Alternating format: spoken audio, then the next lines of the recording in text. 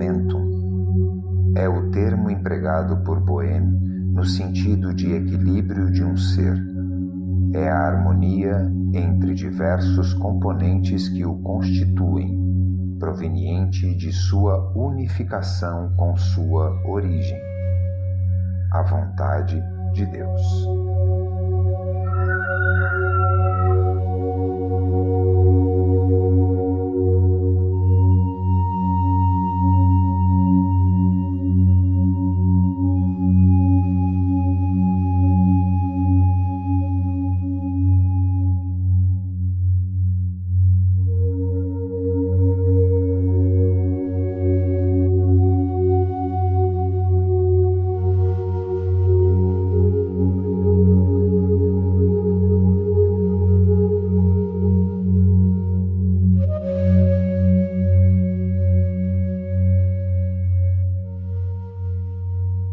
A razão diz: eu ouço falar muito de Deus. Ouço que há um Deus que criou todas as coisas e também mantém e sustenta tudo. Todavia, ainda não vi ninguém que tenha visto Deus, nem escutei ninguém que pudesse dizer onde Deus está ou como Ele é.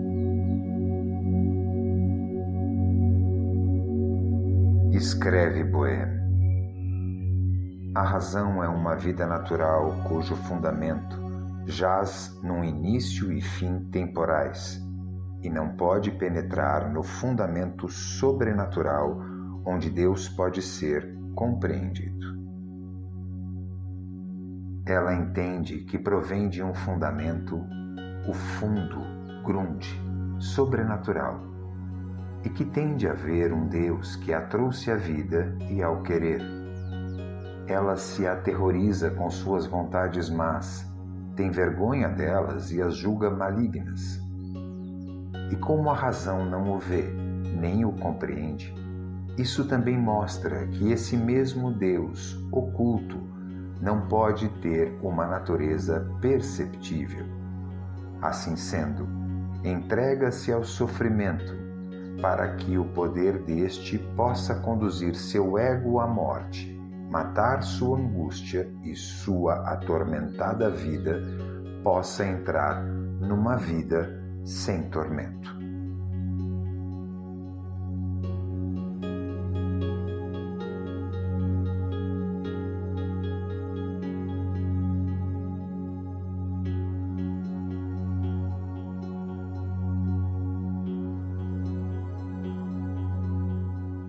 A razão diz: por que Deus criou uma vida angustiada, sofredora? Ela não estaria melhor neste mundo sem sofrimento e angústia? Porque Ele, que é o fundamento e o início de todas as coisas, tolerou a vontade desobediente e contrária? Por que Ele não destruiu o mal, para que em todas as coisas houvesse apenas o bem?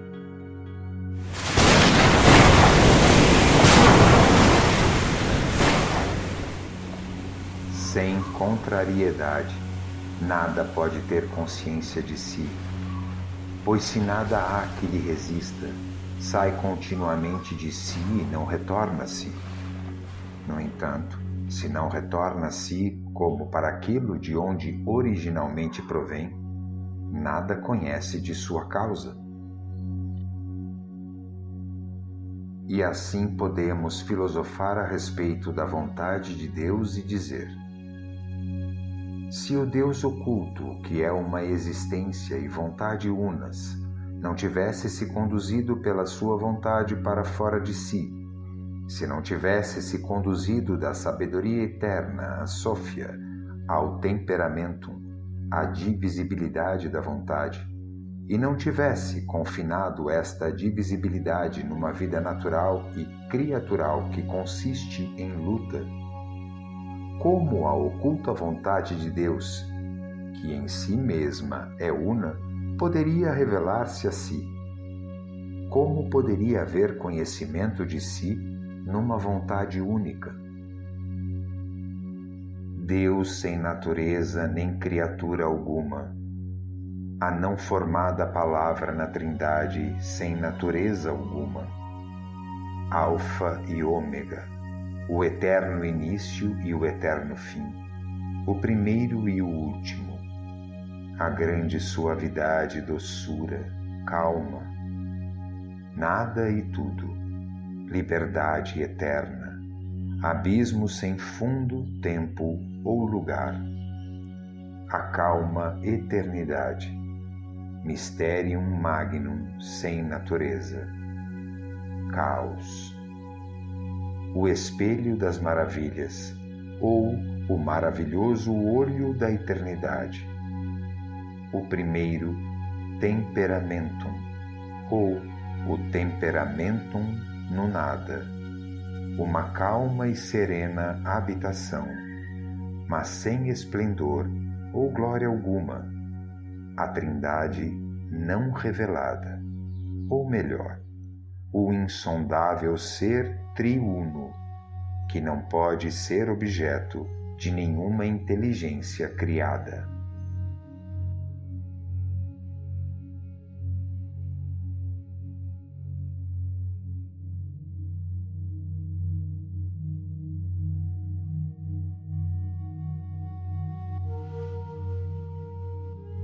O caos é a primeira flutuação a surgir na realidade divina suprema.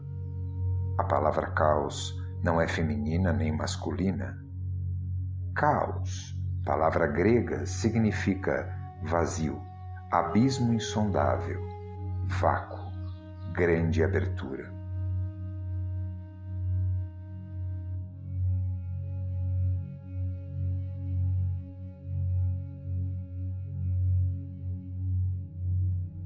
Esse vazio divino insondável, que o mito grego chama de caos, surge naquilo que a tradição platônica e neoplatônica chama de inefável, na realidade suprema que está além de Deus enquanto ser, conforme definido por Aristóteles, e que pode ser, de algum modo, chamada de uno e de bem, como tão belamente enunciada pelos magníficos filósofos neoplatônicos Plotino e Proclo.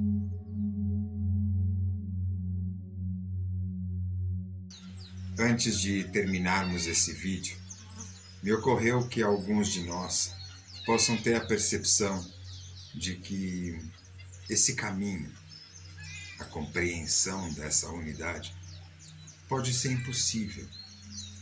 Mesmo com o sofrimento que se impõe à razão pela contrariedade, deixando o seu livre-arbítrio para permitir que a vontade do Criador, de Deus, se manifeste.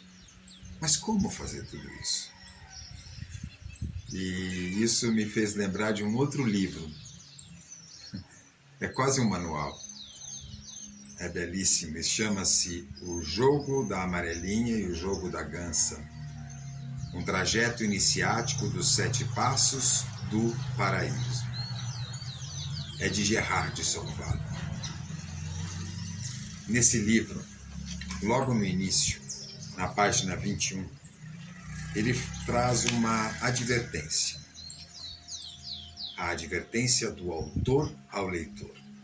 Diz ele: alguns dizem que tudo começou com uma dança de Deus Criador em sua infância. Assim produziu a roda das esferas e o jogo do universo. Neste jogo, com 63 casas, o jogador vai percorrê-las e depois chegar no jogo da amarelinha, de 1 a 10, até o céu. Muitos de nós lembram desse jogo da infância, e ele continua dizendo: em certo ponto de vista, sua regra é de uma guerra santa na qual a arma do combatente é o amor. Para esposar esse combate é preciso ter sido chamado mediante uma vocação clara e afirmada. Este jogo é dirigido, em primeiro lugar, àqueles que a tradição universal qualifica como homem nobre, cavaleiro, guerreiro, guerreira. E ele vai lembrar de que nesse caminho nós recebemos mapas e bússolas. A minha intuição me levou a acreditar que são os livros, os conhecimentos que a gente adquire ao longo da vida. O que me lembrou também um mestre de capoeira que me disse: coloque na prática. E como Gerhard Soval fala isso?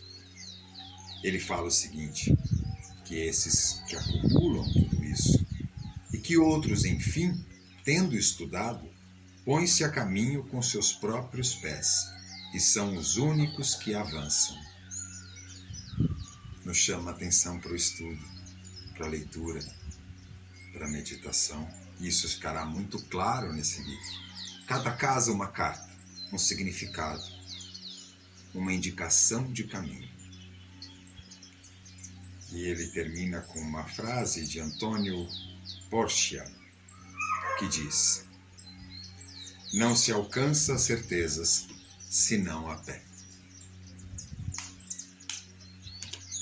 Pois então vamos, a pé, letra por letra, palavra por palavra, e assim, adquirindo esse conhecimento, para retornar, com toda a contrariedade, com toda a adversidade,